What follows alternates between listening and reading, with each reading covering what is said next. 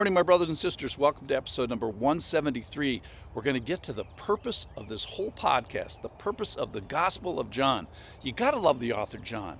As a writer, he begins with the end in mind, and then at the end, he reminds us of what he's been saying from the beginning.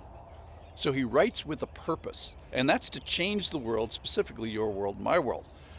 So listen in here. This is the last paragraph of the second to last chapter of the Gospel of John, John chapter 20, verse 30. Now Jesus did many other signs in the presence of his disciples, which are not written in this book. But these are written so that you may believe that Jesus is the Christ, the Son of God, and that by believing you may have life in his name. So the entire Gospel of John can be summarized in one single word, and that is belief.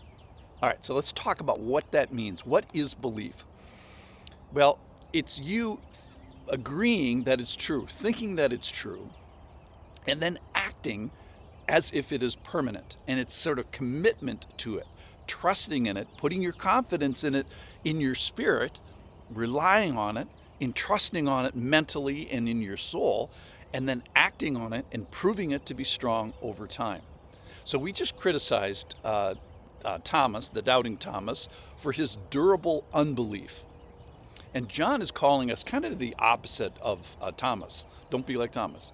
He's calling us to durable, strong, and resilient belief. So this belief is something that you can put your weight on. And so for the present and also for a whole lifetime. All right, so why believe? Well, John mentions the signs, the wonders, the miracles. Curiously, he only records 8 miracles in the gospel. The other gospels, if you kind of add them all up, depending on how you count them, there may be as many as 38 other miracles. So why not, not other ones, 38 total. So why not include them all? Well, I think because if you don't believe after the first miracle or the second or maybe the 6th, you probably aren't going to be moved off your position with the 27th. So John's account is not primarily a historical book, though the history that he does records is very detailed and very accurate. But that's not the purpose. It's not a diary of daily events. It's ultimately a call to believe and a challenge to believe, which is where we are here today. So the point is, the miracles that he does give you, sit in them. They're either historic or they're made up. If they're historic, then a response is required. Okay, so when to believe? We just heard the great story of kind of what in my mind, is the 9th miracle of Jesus in the Gospel of John, which is the saving of the thief on the cross who sneaks in at the last second. So Jesus blesses the thieves on the cross for a short period of time. Maybe it was an hour or 2, or maybe as many as 4 or so hours. So he was a believer for only just a short period of time, a couple hours of his life. Now, he gets this great promise. Today, you're going to be with me. You're going to be with me in paradise. And so he gets to live with that promise, for a few hours while he died. So here's the teaching point. If you're an unbeliever on your deathbed, well, great. Today, believe and sneak into the kingdom, and nothing would please the Lord more. But I was thinking about an 8-year-old here today. If you're an 8-year-old child, my encouragement would be believe today. Why? Well, you might have 80 more years with him. Eternal life and paradise is defined for the thief it's with me. You will be with me in paradise. So at least part of the paradise part about it, what's heaven like? Well, you're going to be with the Lord. And if you become a believer at 8 years old, you get to be with the Lord for 80 years of your life. Paradise is with me. Elsewhere, John 10:10, abundant life equals with me. There's a reason this podcast is called Be With Me. It's a joke, be with me, Michael, but be with me, the Lord, is really the whole point. So ultimately, he alone is your great reward. He is your prize. A relationship with him is the treasure.